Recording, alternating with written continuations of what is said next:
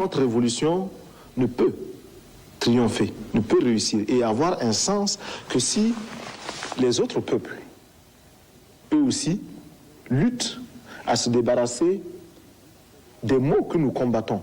Thomas Sankara, mort pour la libération du peuple burkinabé en particulier et africain en général. Protéger l'Afrique contre ses ennemis d'où qu'ils viennent, tel était le sens de son combat. Qui sont les ennemis de l'Afrique? Qui sont les alliés de l'Afrique?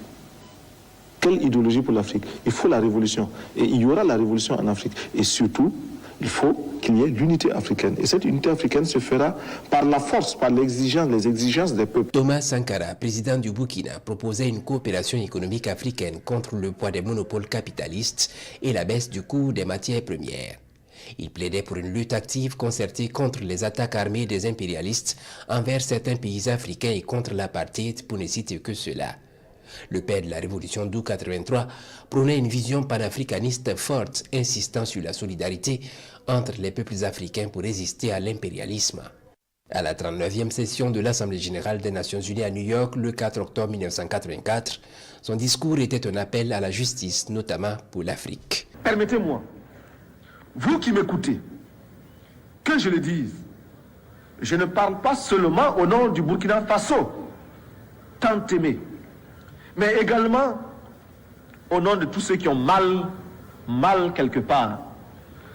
Je parle au nom de ces millions d'êtres qui sont dans les ghettos, parce qu'ils ont la peau noire ou qu'ils sont de cultures différentes. À bas la réaction internationale, à bas l'impérialisme, à bas le néocolonialisme, à bas le fantoschisme. Gloire éternelle aux peuples qui luttent pour leur liberté. Gloire éternelle aux peuples qui décident de s'assumer pour leur dignité. Victoire éternelle aux peuples d'Afrique, d'Amérique latine et d'Asie qui luttent. La patrie ou la mort, nous vaincrons. Je vous remercie. Militant panafricain convaincu, le père de la révolution d'août 83 n'a de cesse plaidé pour une unité réelle entre les pays africains.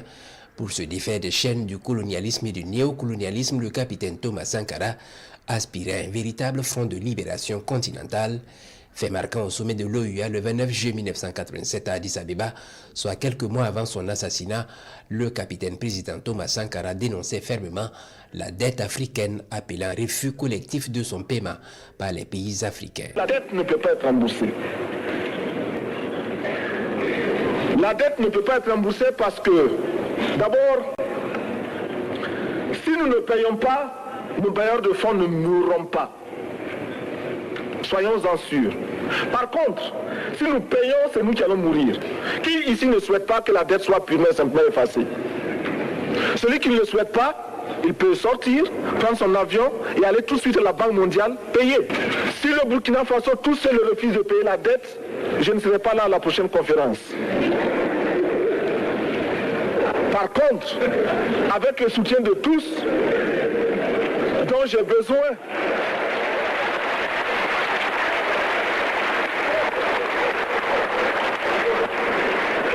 avec le soutien de tous, nous pourrons éviter de payer. Le président de la Haute-Volta, rebaptisé Burkina Faso, soutenait également la cause des Sahraouis, des Palestiniens.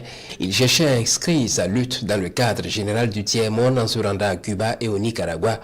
Surnommé le président des pauvres, le pouvoir du capitaine Thomas Sankara n'aura duré que 4 ans. Il faut enterrer tous les ennemis du peuple.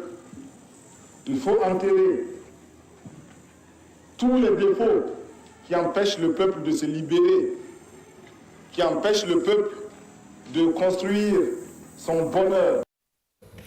Voilà 4 années qui auront suffi à l'homme pour marquer durablement les mémoires africaines et bien au-delà.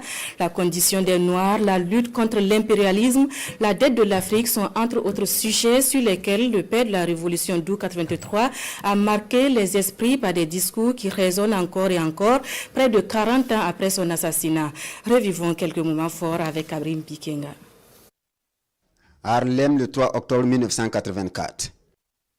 À l'invitation de la coalition Patrice Lumumba, environ 500 personnes se rassemblent à l'école Harriet Tubman, à la rencontre du père de la révolution d'août 1983. La révolution dont la vocation est l'épanouissement des Burkinabés et des Africains en général a à peine 1 an. Une lutte à laquelle les Noirs de Harlem doivent s'associer et le père de la révolution y va sans détour. Pour convaincre davantage de la nécessité de se dresser contre l'impérialisme, il évoque le cas Maurice Bishop, premier ministre de la Grenade, assassiné une année avant. Si nous ne voulons pas que demain on assassine des Maurice Bishop, il faut que nous nous mobilisons dès aujourd'hui, dira-t-il. Cette rencontre de Harlem se tient à la veille de l'Assemblée générale des Nations unies. Une tribune par excellence pour parler à la communauté internationale. Quand le président Thomas Sankara prend la parole et transmet le salut fraternel du pays des hommes intègres, avant de dénoncer l'invention du tiers-monde par l'impérialisme. C'est pour lui une escroquerie de l'histoire dont le Burkina Faso est victime. Nous voulons nous y insérer, sans pour autant justifier cette gigantesque escroquerie de l'histoire. Encore moins pour accepter d'être l'arrière-monde d'un Occident répu. Mais pour affirmer la conscience d'appartenir à un ensemble tricontinental et admettre, en tant que non-alignés et avec la densité de nos convictions, qu'une solidarité spéciale unit ces trois continents d'Asie, d'Amérique latine et d'Afrique dans un même combat contre les mêmes trafiquants politiques, les mêmes exploiteurs économiques. Reconnaître donc notre présence au sein du tiers-monde, c'est, pour paraphraser José Marti, affirmer que nous sentons sur notre joue tout coup donné à n'importe quel homme de ce monde. Fin de citation. Nous avons jusqu'ici tendu l'autre joue. Les gifles ont été redoublés. Mais le cœur du méchant ne s'est pas attendri. Ils ont piétiné la vérité du juste. Du Christ, ils ont trahi la parole. Ils ont transformé sa croix en massue. Et après qu'il se soit revêtu de sa tunique, ils ont lacéré nos corps et nos âmes. Ils ont obscurci son message. Ils l'ont occidentalisé. Cependant que nous le recevions comme libération universelle. Alors, nos yeux se sont ouverts à la lutte des classes. Il n'y aura plus de gifles. Il n'y aura plus de gifles. Un serment fait dans la nuit du 4 août 1983. L'ex-Haute-Volta à l'époque, c'est 7 millions d'habitants. Un taux de mortalité infantile de 180 pour 1000. Une espérance de vie de 40 ans. Et un taux d'analphabétisme de 98%. Autant de mots aux origines politiques. D'où l'intervention du Conseil national de la Révolution pour réaliser des changements profonds. Il nous fallait prendre la tête des jacqueries qui s'annonçaient dans les campagnes affolées par l'avancée du désert, épuisées par la faim et la soif et délaissées. Il nous fallait donner un sens aux révoltes grondantes des masses urbaines désœuvrées, frustrées et fatiguées de voir circuler les limousines des élites aliénées qui se succédaient à la tête de l'État et qui ne leur offraient rien d'autre que des fausses solutions pensées et conçues par les cerveaux des autres. Il nous fallait donner une âme idéologique au juste litre de nos masses populaires mobilisées contre l'impérialisme monstrueux. La lutte contre la domination passe en partie par la protection de l'environnement. Un environnement en dégradation continue. Et les voltaïques de l'époque observent impuissants jusqu'à l'avènement de la révolution d'août 1983. La politique du CNR en matière d'environnement fait école ici. Nous sommes le 5 février 1986 à la conférence internationale sur l'arbre et la forêt à Paris. Nous voulons donc affirmer que la lutte contre la désertification est une lutte pour l'équilibre entre l'homme, la nature et la société. À ce titre, elle est avant tout une lutte politique et non pas une fatalité. Le Burkina Faso a proposé et propose toujours qu'au moins 1% des sommes colossales sacrifiées dans la recherche de la cohabitation avec les autres actes servent à financer de façon compensatoire les projets de lutte pour sauver l'arbre et la vie.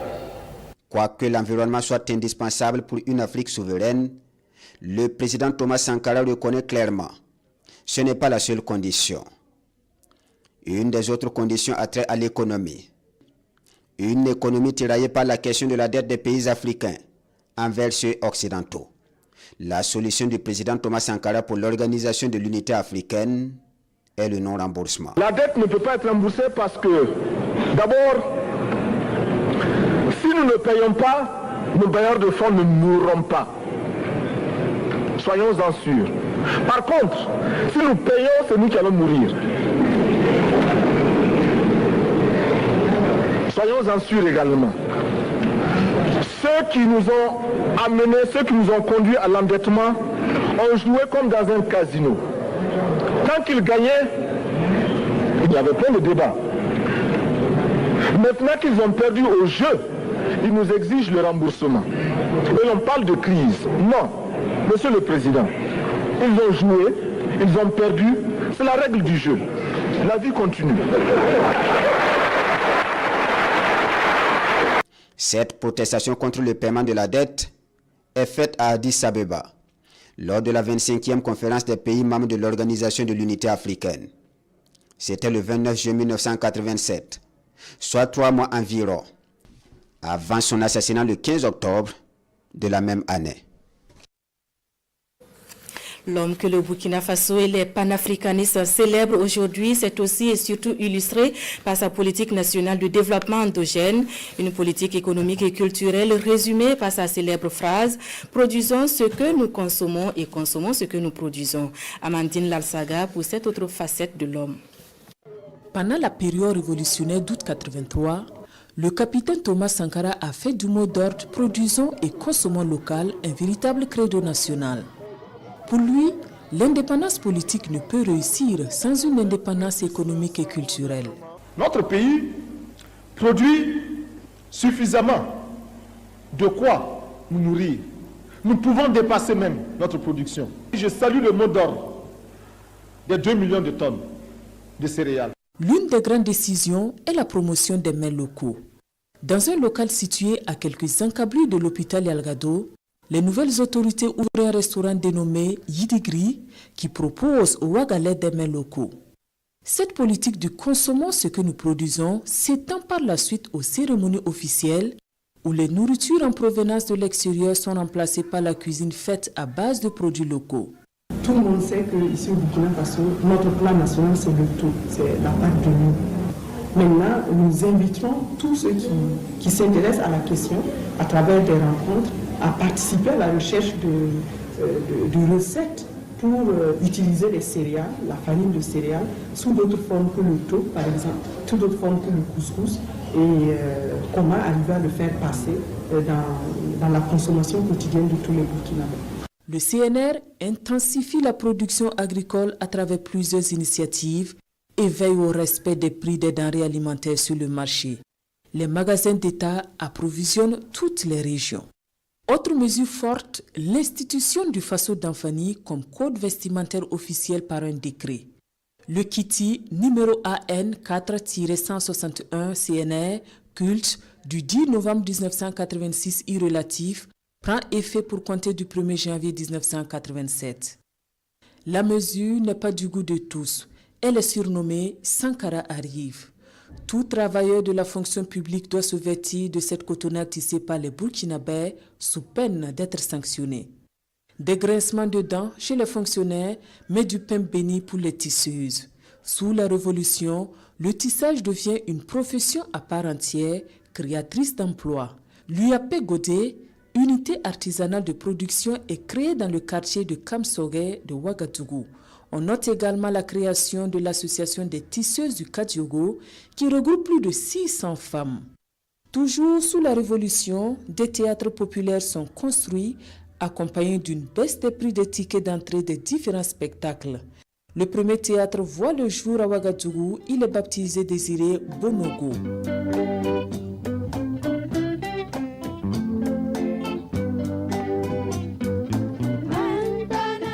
Le deuxième est construit à Gawa, dans la province du Poni. Inauguré en 1984, il est baptisé Théâtre populaire Nani Paré, du nom d'un célèbre balafoniste, dont le son de balafon servait de musique de transition lors de la diffusion des émissions de la RTB Radio.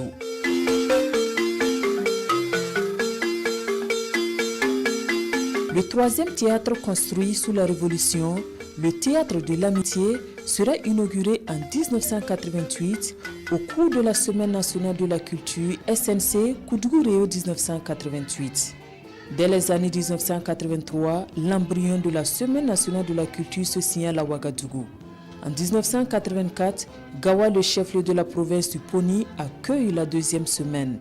La première édition de l'Artisanat 84 voit également le jour. Messieurs, camarades, soyez les bienvenus à l'exposition Artisanat 84.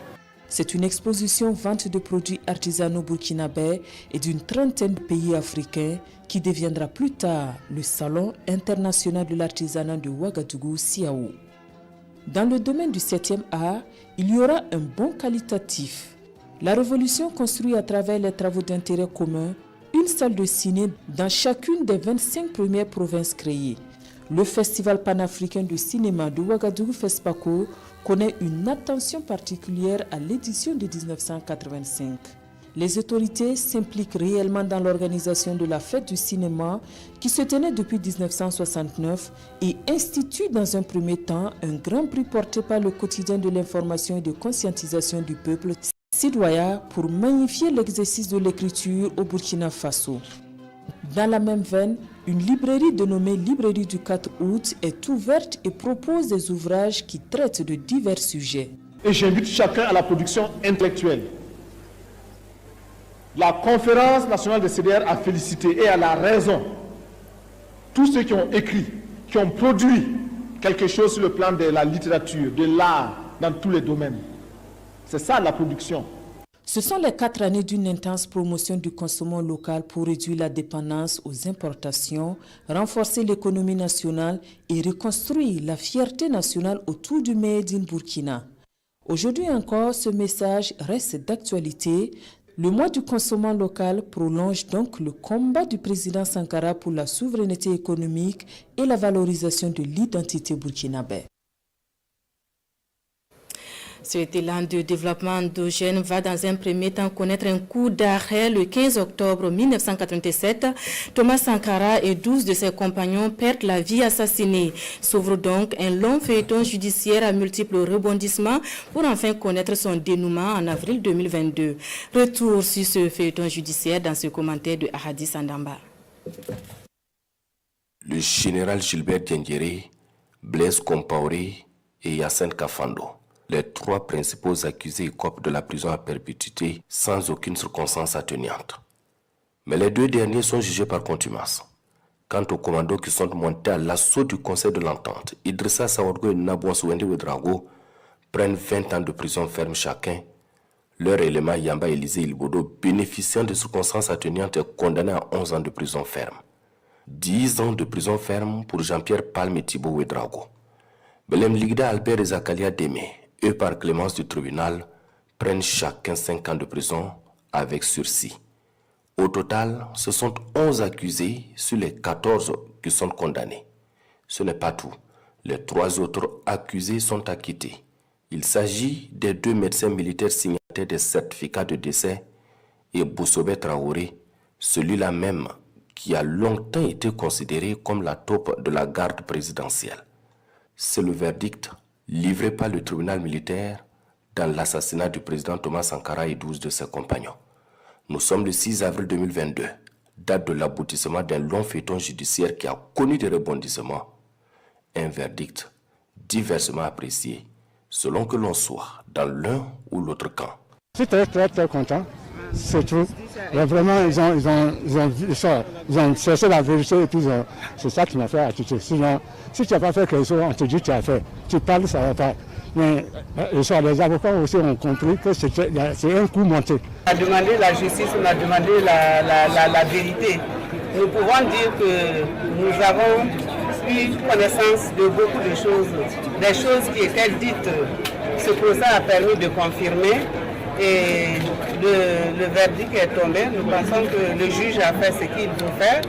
Et notre but aussi, c'était que ces violences politiques qu'il y a eu au Burkina finissent. Il faut simplement saluer l'œuvre de justice qui, au Burkina Faso, désormais est une justice indépendante avec la liberté du juge qui s'assure. Et c'est la peine plafonnée, donc elle est excessive de mon point de vue.